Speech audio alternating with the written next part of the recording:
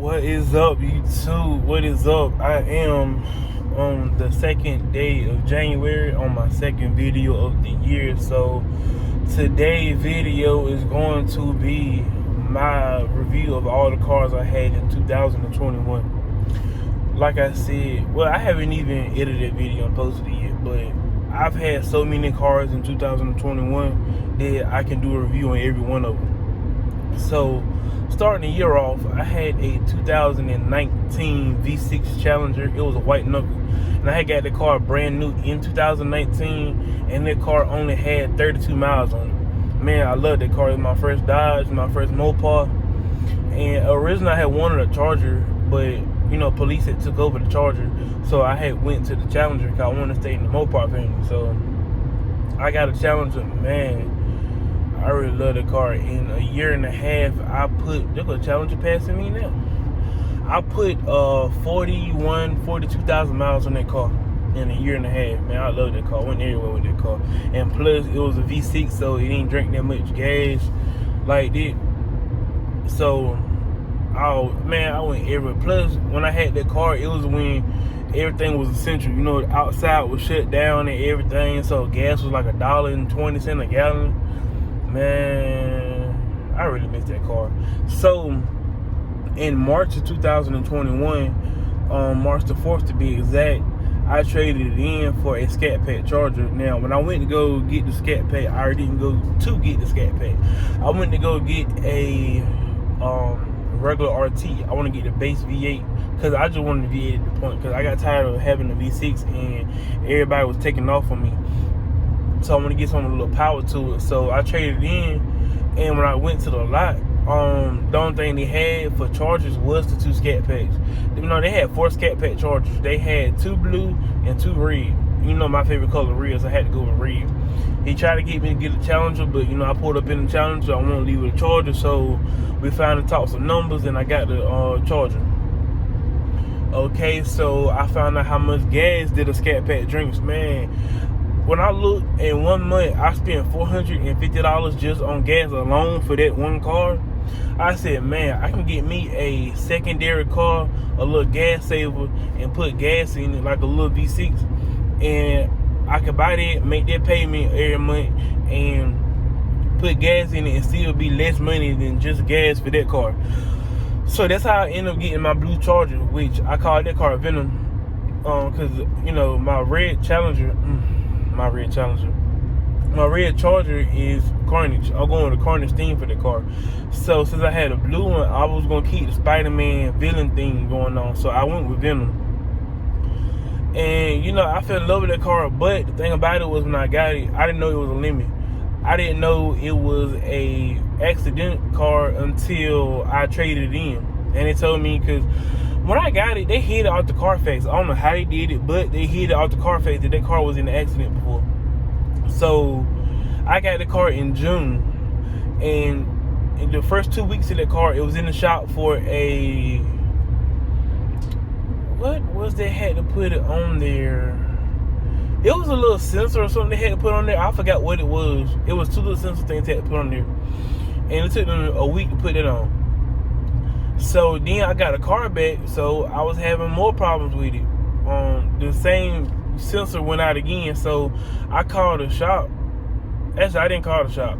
I called Precision Tune. They're right across the street from me, so I went out there to see what was wrong with the car, because you know it's still making noises and stuff. So went to Precision Tune. Yo, they said like, how good are you at taking bad news? I said, how bad is it? It said, man, you got a limit. It had a blown head gasket. The rim was cracked. The upper control arm, lower control arm, ball joints, inner tie rods was all bad. Like, everything on this car you could think of on the front passenger side was bad. So I called the shop, and me and the guy ended up cussing each other out, going back and forth, like, because he was getting hostile with me, telling me everything is my fault. Like, the radiator housing, it is thick metal. It is the frame of the car. And he gonna sit there and lie like I'm just dumb and tell me that you can mess up the frame of the radiator housing by hitting the gas too hard. Now that metal on that frame is like this thick. So and it's like it covers up the whole front of the bumper, so you have to hit something really hard for that to mess up. You cannot mess it up by hitting the gas. You gonna tell me, yeah, I see it all the time. No, you don't. You don't see it all the time. You can't do that without hitting something. So he ended up agreeing to get everything fixed. So it was so much more wrong with their motor. They actually had to put a new motor in the car, which was like, he said it was 50,000 something miles in the car. But here's my thing about it. I got the car, the odometer said 117,000. The oil change sticker said 224,000. And then he said that motor had 50 something thousand miles on it. So I don't know how many miles was on that car actually. So they dropped the motor in it. When I got it back from the shop, everything that was wrong with the car was still wrong with it. They put the motor in there and that was it. All the stuff on the passenger side was wrong. So when I left there, I went directly to Firestone, which is across the street from me. Well, not across the street, it's like probably like a minute down the road from me. So I took it to them, and everything that was wrong with the passenger side, they fixed it in 2 hours. So they had my car for 2 weeks, couldn't fix it, and Firestone fixed it in 2 hours. So I looked at the car, it was more problems wrong with the car. So I changed the struts in the back, the brake pads. I put upper manifold gaskets on, the oil coolant housing gaskets on. What else did I change? I changed the rotor, but I got the wrong size rotor. So when I took it back, I ended up trading the car before I got another rotor. I had to get a brand new set of rims for the car, so I looked up a guy on Facebook. He had 4 rims with the tires on it, already pumped up and everything for $275. So I came in handy with it.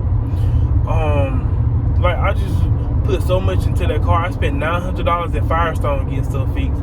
Then I said I got tired of carrying it to the shop, so I said I'm gonna fix the car myself, because either the dealer's gonna take too long, and it was about as is. So it was good to put the motor in there, but I got tired of spending money and all this, so I said I'm gonna do it myself. Like the gaskets that I put in the car, $12 on Amazon. Take it to a shop, there's a couple $100. So the car just became so, I don't even know what the word you would call it, but I look up under it needed, all the struts needed to be changed, springs, the ball joints, you know, all the other control arms and stuff like that. Like everything up under the car was rusted out. And there go undercover police. So everything up under the car was like really rusted out. So I traded in because I looked up under the car. Like I started learning how to work on my own car, so I knew what I was looking at. I knew what I was doing and everything. So I looked up under the car and I see about $2,000 worth of parts, because everything up under the car was rusty. All the rubber was cracked. And you know, when stuff like that, when the rubber's cracked, they say it's recommended to change all the stuff out, because everything was cracked, rusty, everything was just busted and disgusted on that car.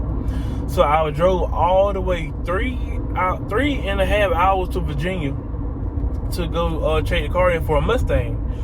So back in October, this is January 2021. So it was not too long ago. October 2021. This January 2022, I mean. I don't know what I'm thinking. But October 2021, I traded the Blue Charger in for a Mustang. And like the Mustang only had like 105,000 miles on. So oh yeah, this is good, you know.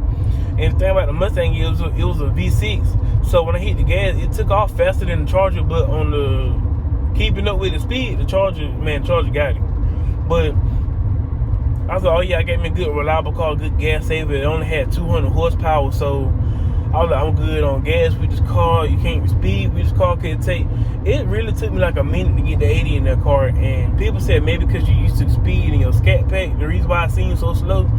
But I don't know, that car, I was like, this could be a perfect daily driver. And the tint on that car was so dark. Like right now, like it's like 5 o'clock in the evening, and you know it's daylight saving time, so it's getting dark outside. And if I was in that Mustang, you cannot see out the driver's side, passenger side, or the back, because the tint was so dark. And I loved it about that car. The speakers in it sound good and everything.